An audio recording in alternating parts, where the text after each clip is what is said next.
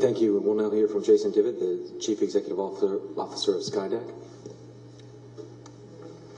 Thank you, Chairman, Commissioners. Thanks for the invitation, the opportunity to speak to you today. My name is Jason Devitt, and I'm the CEO of a new company called Skydeck. Skydeck's mission is to help consumers to take back control of their cell phones and their cell phone bills by providing them with the tools and information that they need to do so. How are we to measure the effects of regulation? Well, every so often the economy presents us with a natural experiment.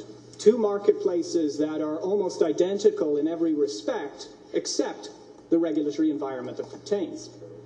Now, I've got two computers in front of me today. Both are very powerful. Both support multiple applications.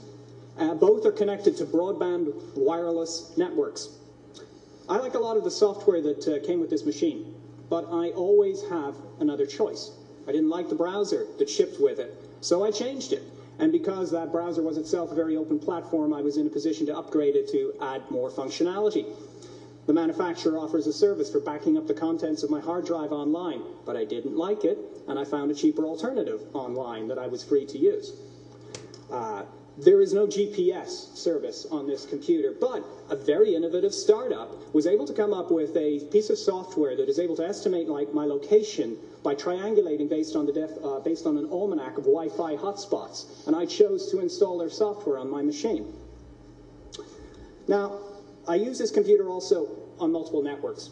Comcast, COVAD, Verizon Wireless, multiple Wi-Fi networks. That's not evidence of broadband choice, though, I'd like to point out, because Comcast does not serve my office, and COVAD does not serve my home, and Verizon Wireless does not serve this table. And when I was traveling a week ago, I found that Verizon Wireless did not serve my hotel room.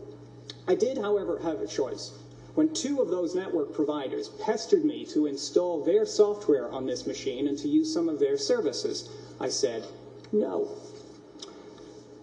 This computer, on the other hand, will work on only one network. I hate the default browser, but I can't change it, I can't upgrade it, I can't extend the functionality to support exotic, sophisticated websites like YouTube. The manufacturer offers me only one way to back up the contents of this device, and unfortunately it's not compatible with this computer, and the manufacturer of this computer doesn't have a way of correcting that problem. It should be easy at least for me to copy my address book from one computer to the next, but my carrier blocks that. This computer, remarkably given its size, does actually have GPS internally, but only applications sold by my network provider can use it. So what's the difference between those two computers? Is it price? Well, unfortunately, my network provider won't sell me a more open device at any price.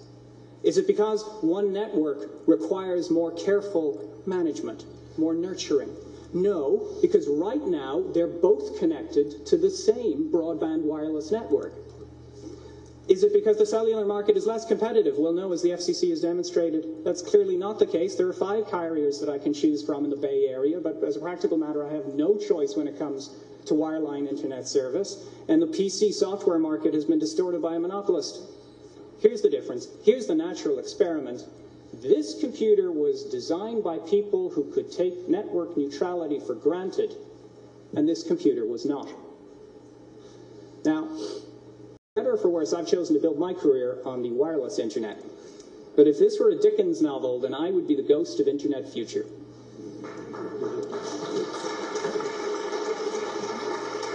Within a year or two, modems like these will no longer be external. They'll be built in, and when you start up a new laptop computer, you will be pestered repeatedly to sign a 2-year contract with a new broadband wireless network. Why? Because the commission that the provider will pay for signing you up will be double the margin that the laptop manufacturer can make on the sale of the device in the first place. What does that mean? It means that the carriers, just as they have captured the cell phone manufacturers, will be in a position to capture the PC manufacturers. They become the primary customer. And if those manufacturers no longer owe you a duty of care under the law, and if you are no longer their primary customer, then what power do you have to guarantee the freedoms that you take for granted today? I have no way to tell you what traffic-shaping technologies my provider uses on this device because I can't install an application to detect them. I don't know if any legitimate text messages are being blocked because I have no way of knowing what messages are blocked. I can't even tell you if I'm being billed correctly because I have no way of downloading a record of all of my activity from the device to compare against my bill. But that does allow me to end on an optimistic note. Quit worrying about whether the network is neutral, because soon you won't be able to tell.